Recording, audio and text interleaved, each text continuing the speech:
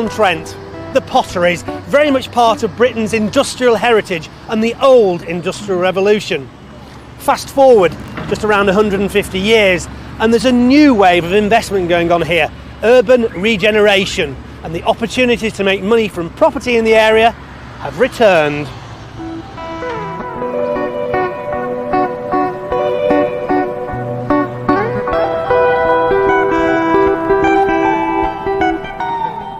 If you're looking for investment property, then there are certain pockets of the country where you can still find bargains, and Stoke is definitely one of those. However, what you might expect is that the area is fairly run down. It's not the case here. Look at this street. People have looked after their houses, generally in very nice condition. So when you hear of a house here for £35,000, you've got to get interested. Yeah, 35,000. Here it is. It's a 2-bedroomed mid-terrace. A good start. However, there's something kind of interesting about this place. If you look around, it's not the same as the houses that are around it. It doesn't have this wall in front of it. It's got a smaller window. This place has definitely got a story to tell. And the first chapter of that story begins here. Look at this floor. You would not expect a floor like this in a terrace house. I reckon this reminds me of something you'd find in a shop, maybe a butcher's shop. In general though, fairly nice condition. It's been recently decorated. However, there's two ways of looking at decoration. Either it's somebody doing you a bit of a favour, or they're trying to cover something up. And in this case, look at that. The paint's coming off already, and that is penetrating damp coming through, so you've definitely got an issue there. But you've got a good sized space, sort of living room, sitting area, through into the rear of the property, stairs up to the bedrooms, and then back here into the kitchen area. But again, look down here. The paint's coming off again. So you've definitely got a damp problem in this house. But a good sized room again, currently a kitchen, cheap units, get rid of those. You could definitely do something with this though.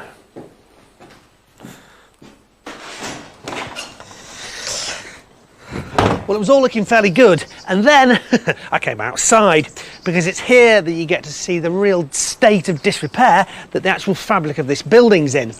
Looking from the back here, you see pointing missing. You see this kind of extension at the back here, which has obviously been added on at some stage. There's all sorts of things like brickwork not looking quite right, subsidence, I don't know. There's a window up there which doesn't actually look like it's been painted. It's been stripped back but not painted. So the facade is very good, but the actual fabric of the building is not. And actually, one thing I definitely want to go and check out is that chimney stack. Uh-oh.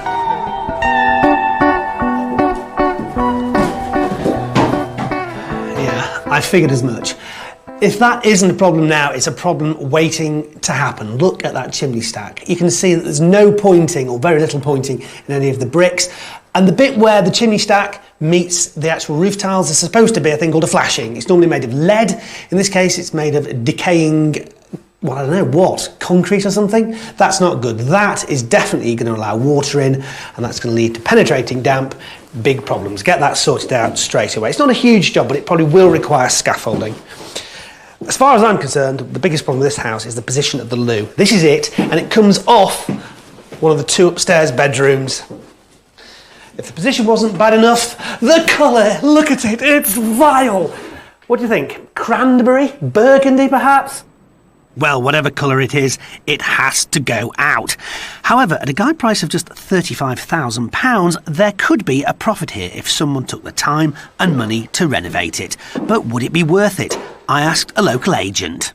So what is the market for investment in this area in terms of property purchase? There's quite a good, strong market for landlords who are looking to buy, to let properties like this. They provide quite a good return, taking into account of the purchase price, which you can get the properties for.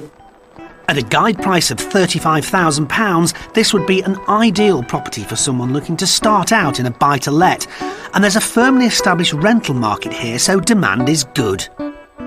So what's somebody going to have to do to this to get it into a rentable state? I would say, it needs carpets, flooring, perhaps a little bit of improvement on the decor, and the main thing I think would be a gas central heating system installed in the property.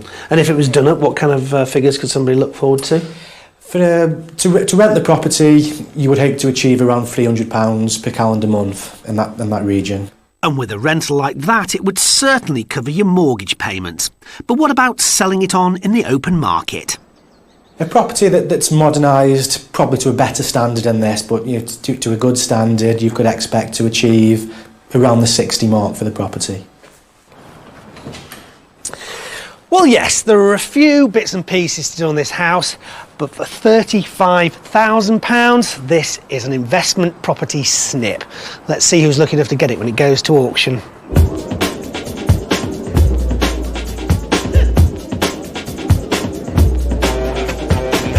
Lot 64 is number 30 King William Street in Tunstall. Traditional mid-terraced house, excellent investment opportunity. Accommodation as described, so what should we say for lot 64? What's this, 30 to start me on this one?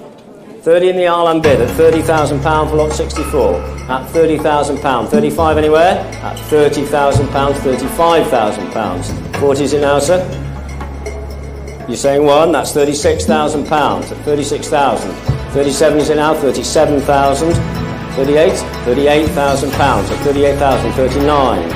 40 is it? At £40,000. 41, 42, 43, 44, at £44,000. 45 is it? At £44,000. You're saying a half. 44 and a half. 45 sir? £45,000. Another half? At £45,000 seated in the aisle. At £45,000 against you at the back, the bid's there, no mistake. 45 at £45,000 I'm selling. Anybody else coming in, be quick. At 45 in the aisle then. You bought it, so well done. And the new owner with a bid of £45,000 is Trevor. He already owns 2 properties near the centre. He rents those out, but what's he planning to do with his new purchase? I met him at the house to find out more. Trevor, congratulations. Thank you. I think you've got yourself a bit of a steal here. Yeah, I'm quite impressed really, yes. I'd only been in the property once for a few minutes before I bought prior to the auction. And I picked the keys up a week ago, and I'm quite pleased really so far. Tell me a bit about yourself. What do you do? I'm a fine foods distributor. I live in the Shrewsbury area. That's my main job. Buying houses in this area is just a hobby, really, and hopefully a money-making hobby. So it's an interesting hobby. What about boat building or football or something? But you buy houses for a hobby, do you? Well, you know, money into houses is supposed to be quite good, so I thought I'd just give it a whirl and try it. Trevor is married with 2 young children. His wife works in banking and takes care of the financial side of Trevor's hobby. He already owns 2 of the properties that are doing very well. Tell me about your success so far in the last year. In the last year, the 2 houses have been rented for the last a little under 12 months. I put the houses in with a property company. So basically, I don't do anything with them. Once I hand it over to the maintenance and property company, then they look after them for me. So far, so good. Letting agents are particularly useful when you buy in an area where you don't actually live. For about 10% of the rent, they will take over the day-to-day management of your property, leaving you to go off and find your next one. So what about plans for the refurbishment? I mean, obviously a lot of work's already been done. A lot of work has been done. Central heating is the main thing. And then, as you can see, carpets, and really the place has been painted anyway. It's been painted, but Trevor doesn't seem concerned about the damp problems here and in the kitchen. But what will he think of the upstairs bedrooms and that awful bathroom suite? The upstairs isn't in quite as good a condition, is it? No, the floorboards need replacing, but with central heating going in, I'll need to take them up anyway. And the walls themselves are okay, they don't really need painting. Apart from this, of course, the bathroom, which links off the second bedroom. It does, yes. What exactly are your plans for this? Well, it's not my choice of colour. Yeah. Thank goodness for that. It's not your choice of colour, is it?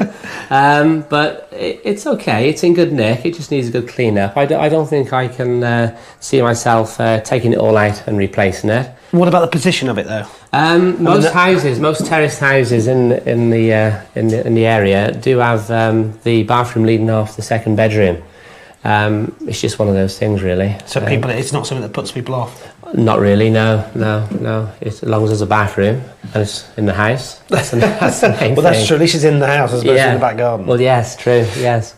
I must say I'm very surprised. Keeping this bathroom is not something I would have done, but it will save him money, which he might need for that roof.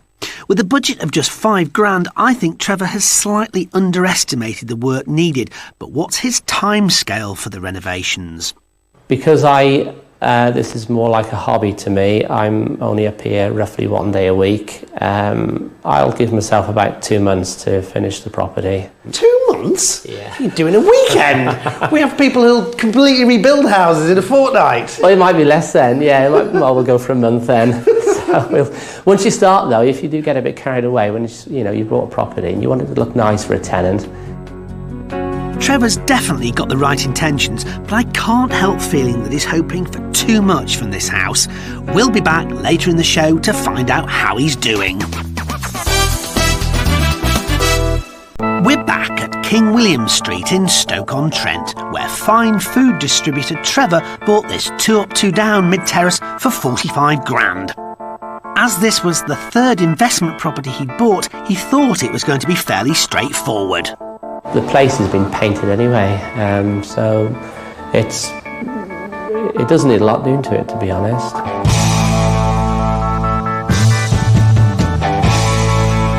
And that's where he was wrong.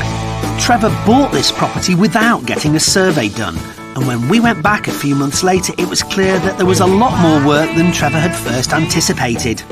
I just bought the property on impulse. I walked through the property and walked back out and basically went to the auction and made a bid and bought the property. So I have spent more money on the property because of that. But I'm quite happy though, because it's all been sorted out now, and I'm more than happy. Then I'll get on my knees and pray. We don't get fooled again. No.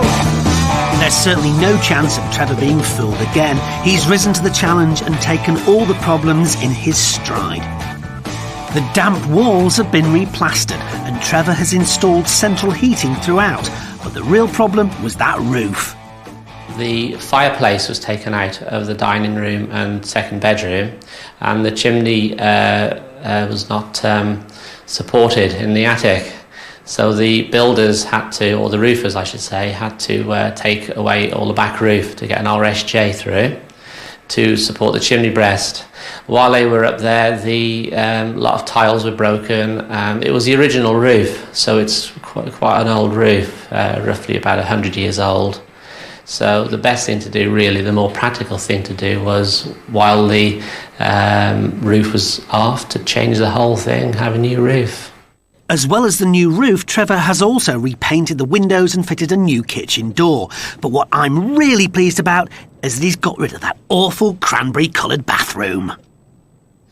So here in the bathroom, I've got the combi boiler, which is fitted in the corner here.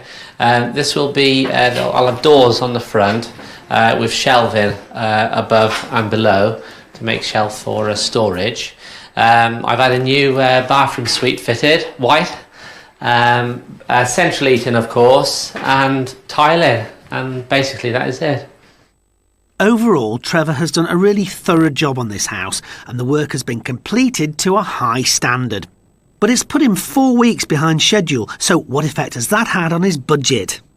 My original budget was originally £5,000, but with the new roof going on and the RSJ supporting the chimney breast in the attic, firewalls being built, etc., I've doubled the expenditure, but I am really pleased now that the roof has been done. Trevor has in fact spent around £11,000 renovating this property, and there's still about 4 more weeks worth of work to do before he can rent it out. So, having paid £45,000 for the house initially, is he still happy with his purchase? I do think the property was good value for money. Now that I've had the new roof put on and all the extras put on, the central heating, damp coursing has been done, I I know now I've got a property which will be, I hope, maintenance free for quite a while. To date, Trevor has spent a total of £56,000 on this house, but has he made a profit? Let's see what two local agents think.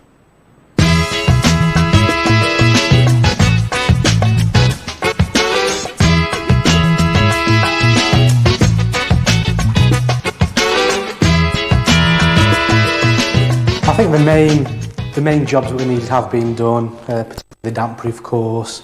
The house has obviously had a new roof, new central heating system, which are the main things that any vendor would need to do to either sell the property or indeed to let the property. When you walk in the reception room, it's clean and tidy, it's appealing, and he seems to have done quite a lot of work to that. There are bits that need finishing off, of course.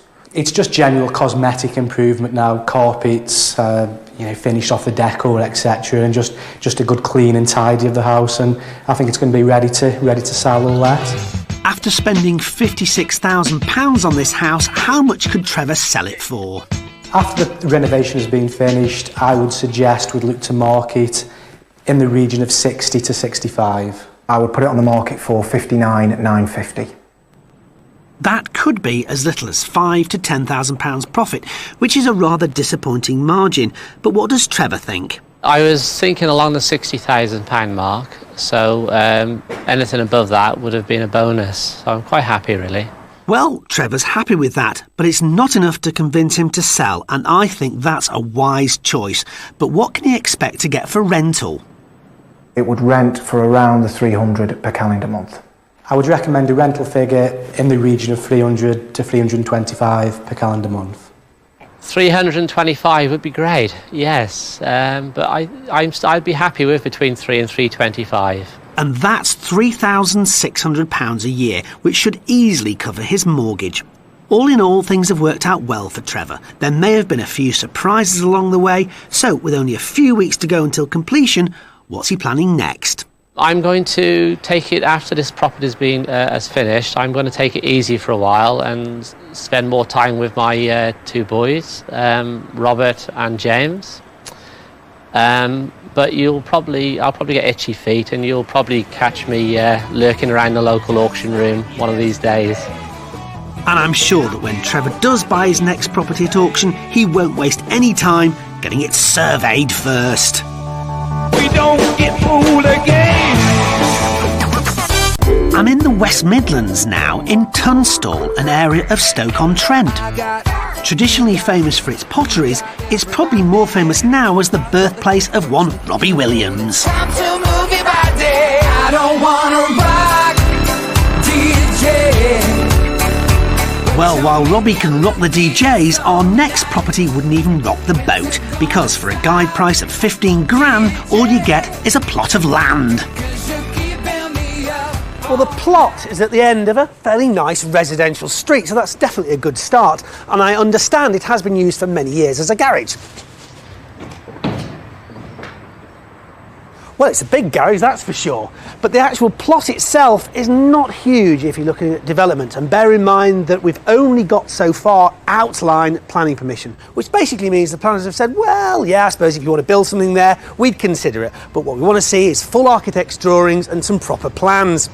When it comes to those plans, you've got to remember the maximum value of a house around here. It's not going to be that huge, so you really do have to be very careful with your numbers when you're taking on a project like this. So, what have we got on the inside? Well, pretty much what you'd expect when you step into a garage. Not a lot. Unless that's my garage, of course. It may have been used as a workshop at one time, but there's not much going on here now. Trying to find lots of things not to do. Parking won't be a problem though, not with this car park literally on your doorstep, and the shops are right here too. Perhaps some local knowledge will help shed some more light on this place's potential, and who better to get that from than an estate agent? Traditionally, Tunstall is one of the pottery towns, surrounded by traditional terrace property. There is going to be development in the area and regeneration, and hopefully we'll see more modern properties and city centre properties. So you're noticing much sort of effect on house prices as a result of this redevelopment and stuff? Typical terrace properties which we're selling for 30, 2 or 3 years ago, and now at least 60, so Really? effectively doubled in price. So the housing market here is pretty healthy, which is fine if you've actually got a house, something this property is seriously lacking at the moment. It's actually 2 lock-up garages. Right. They've actually been let, believe it or not, since 1989 for £2.35 a week. And the rent has remained steady in that time. £2.35 a week? Correct. So they're up for auction as what then? Nobody's going to buy them if they're going to get £2.35 for rent. We've recommended to the owner that he put in an application for outline planning, and I would see perhaps 1 replacement dwelling or possibly even a small block of studio flats could be an option. And that's what you got? That's what we've got. At some point the new owner will have to put in for full planning permission, which of course architects, drawings will be involved at that point. So with outline planning permission to build a house here, that guide price of 15 grand starts to make some sense. If you were selling them just as garages with no planning in place, you'd only looking at maybe £5,000 for the garages, but now we've got outline planning, you would expect to achieve at least 20. It makes that much difference? It does indeed. Okay, so if somebody was to build something on here, if they were to build a 1 dwelling, what kind of price would that go for? I would say 1 house, which would be an end terraced house in this area, should sell 65, maybe 70. And if you broke it into flats? Break it up into flats and it'd probably be 35 to 40 per flat. Obviously if you can get three flats here, that would be beneficial. So there is money to be made? There's certainly money to be made, yes. It doesn't look like it when you look at it. It's very nondescript, but actually there is money to be made, definitely, yeah. Great, so it's an interesting one to follow. It certainly is. Great, thank you for the advice. Okay, no problem. Maybe there is money to be made here, but if you add up all the costs involved, are you really going to see much of a return for your investment?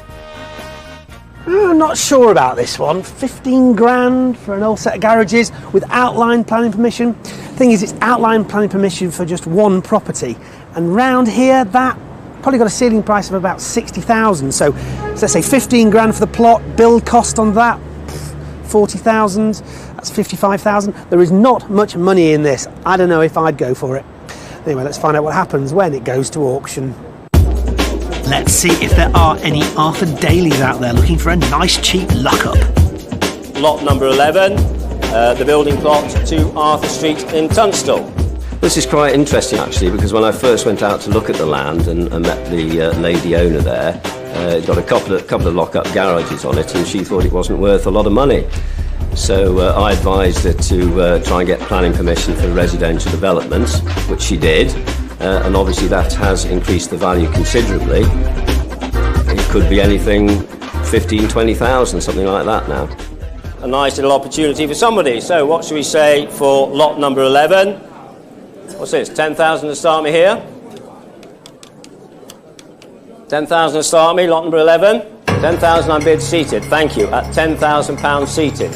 15 anywhere now, at £10,000 seated.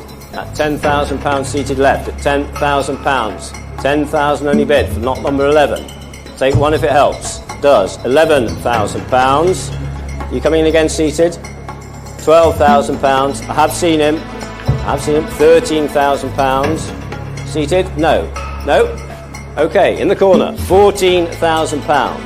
£15,000. £16,000. No, at £16,000. Back left. At £16,000. £17,000. £18,000. £19,000. At £19,000 standing right then. At £19,000, are we all done? £20,000. £20,000. £21,000. 22. At 22,000 and in the middle then, at £22,000 for lot number 11. At £22,000, are we all done? 23 anywhere else, be quick. 22 and a half, all right, 22 and a half. 23. 23 and a half. 24.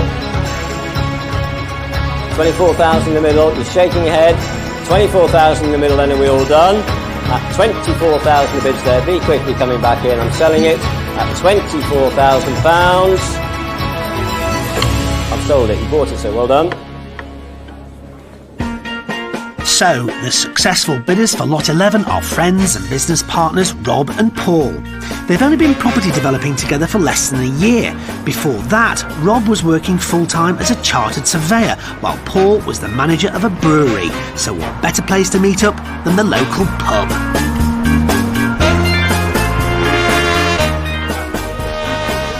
Paul, Robert, congratulations. Nice to meet you. I like your choice of places to meet.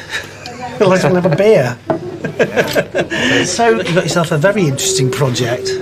What was it that attracted you to this? Well, I think when we pulled up outside the car park, we looked at this monstrosity, this shack, and thought it really just, I don't know, it just captured our imagination. Something that, you know, was close to the town centre, that we could, you know, maybe develop into more than what it had originally got planning permission for. So. I think also the local region was very tempting. There's a lot of new development going on there, which obviously we thought would be a good add-on to the business. So tell me a bit about yourselves. What do you do and where are you from? We're both from Birmingham. We've both been friends for quite a long time. So we both had our own businesses before. We thought we'd join our skills together and just start up a business together, really. Why did you choose property development as a route to achieving what you want? We've both had rental properties, we've both done property development previously, and obviously Rob's background is building and surveying, so it was an ideal choice for us, really. Yeah, I mean, obviously we have the technical skills, and I'd been working as a valuation surveyor before, so the amalgamation of those two gives you a bit of an edge, really. Well, Rob and Paul certainly seem very confident about their business skills, and I'd say they'll certainly put them to the test on this particular property. So what plans do they have for the site? Yeah, we've done some investigations, obviously, when we went to auction. Also, since then, we've had a chat with the planning officer and spoken to their design consultants, and they've directed us really onto what sort of schemes they might accept. And Rob's been burning the midnight oil, and he spent hours producing this little sketch. He tells me it took him 2.5 days. I'm not sure about that. No, it didn't. So this is the plan of what you're going to do? Hopefully, yes. I mean, if the planning department will agree to it. Okay, so do you want to talk me through this? Yeah, so if you look at the elevations at the moment... that's the existing? That's the existing elevation, so that's the house and the garage at the side as it is. And we hope to put a 3-storey building into it, possibly apartments, so it would be 3 1-bedroom apartments. Hopefully we can get the second storey on the property, which would make it obviously a lot more profitable for us. So roughly how much would this cost to build? Well, we think in the region of £60,000 for apartments, and hopefully £40,000 if it's a single residential dwelling.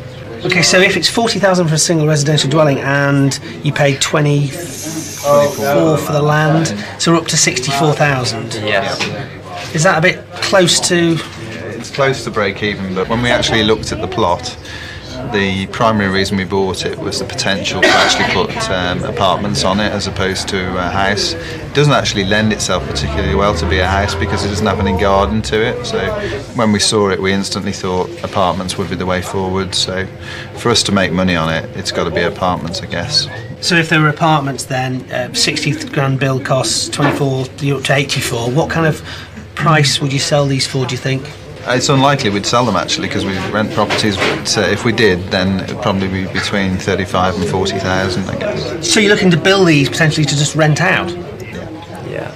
And what kind of rent would you think you might get? Well, properties in Stoke generally are around about 300 a month, and because they're modern and new and everything will be nice, they're probably going to be fetching close to that, I would think. And an idea of timescales? I mean, again, dependent on planning, but... Well, traditionally, planning application will take between 3 months to 4 months. We think we'll probably build it as a timber frame construction, so the internal walls and the roof go up very, very quickly, and then we'll put a brick skin on the outside, which will just enclose it, and that's obviously a lot faster method of construction. Well, good luck in whatever you decide to do, and cheers, congratulations. Cheers. Cheers. Thank you. So for now, Rob and Paul have to wait and see what the planners' decision will be. We'll be back later in the programme to find out how they've got on. Find lots of things not to do. I'm back in Stoke-on-Trent now at those dilapidated old garages at the end of Arthur Street in the Tunstall area. 22 and a half, 23, 23 and a half, 24, 24,000 in the middle. You're shaking your head at £24,000. I've sold it, you bought it, so well done. It was property developers Rob and Paul who bought the site for £24,000, and they wasted no time in demolishing the existing structure to make way for their grand design. Unfortunately, that's about all they've been able to do so far. Although the property was sold with outline planning permission, it was for a single dwelling, and the lads ultimately wanted to build apartments here, so that has meant a resubmission to the local planning department.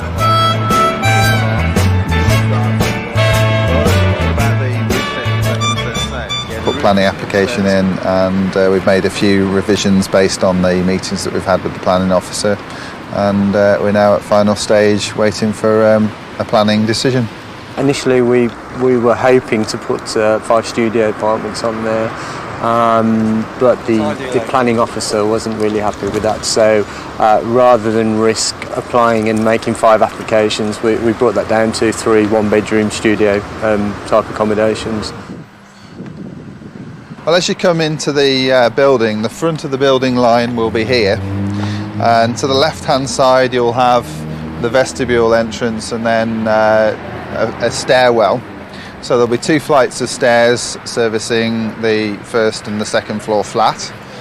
And to the right-hand side here, there's going to be a bedroom and a front aspect to the window. And then as you enter the building, just next to the bedroom, the bathroom, which will be almost like an ensuite affair, so you'll come out of the lounge into the bathroom. The entrance to the flat will actually be just here at the end of the stairway, and then this area here will be one huge living area. 2 aspects of Juliet balconies there to the left and straight ahead, and then there will be another window there, and in the corner there'll be the kitchen area. Busy doing nothing, working the whole day through. Well, it all sounds great on paper, but that's about all it is at the moment. However, today's the day that the lads finally find out if the planning permission for the 3 apartments has been granted. We're busy going nowhere, isn't it just the crime? There are still a few more hurdles to overcome after that, but how long do they expect the building work to take when they finally get underway? Difficult to say exactly how long, but I would anticipate the build time would be about 4 months after we've got all the approvals.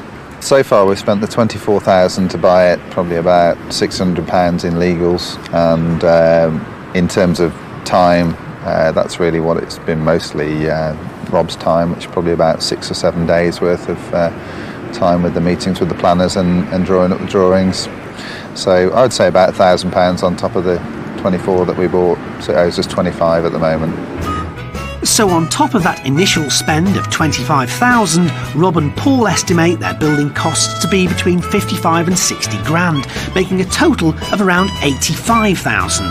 Let's find out what some local estate agents make of their plans and the potential sale value of the properties when they're completed.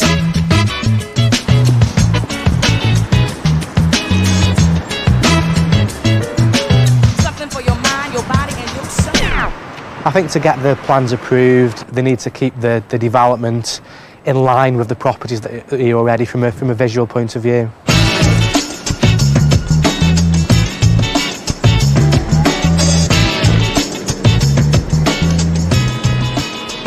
Apartments are very popular in this area at the moment. We've got a lot of terrace properties, so it'd be a welcome change to have apartments in this area. I wouldn't anticipate any problems in selling or renting. If I was to market the apartments, I would put them on the market at 54,950. I would look to market the flats individually at around the £55,000 mark. The rental values will be between 325 and 350 per calendar month. In the region of £350 per calendar month. 1, 2, 3. At 55 grand a piece, these apartments could net Rob and Paul a total of about 165,000 for an outlay of about half that much. We'd initially looked at the project and we'd thought between 40 to 55,000 pounds really as a ballpark figure. And we'd worked off that basis really. But there's still the issue of planning permission. And here comes the local planning officer with the news of the lad's application. Fingers crossed is the result they're hoping for. Cheers there. Okay. Hello. Hello, how are you doing? Pleased to meet you. Hi Hazel. The results are in the envelope. Oh, excellent. And tonight's nominations, yes, we've got... excellent, brilliant. So we take planning permission. Thanks. Thank 3 one-bedroom apartments. Yep. Excellent, thank you very much You're for all your help. Thank you. Well done, mate. That's a great result, really. A lot of hard work, and yeah, it's all come to fruition. Fruition. That's great news. With the first obstacle overcome, all they need to do now is build here. But there's a long way to go before they can get started, so plenty of time to toast their success so far. We'd like to be unhappy, but we never do have the time.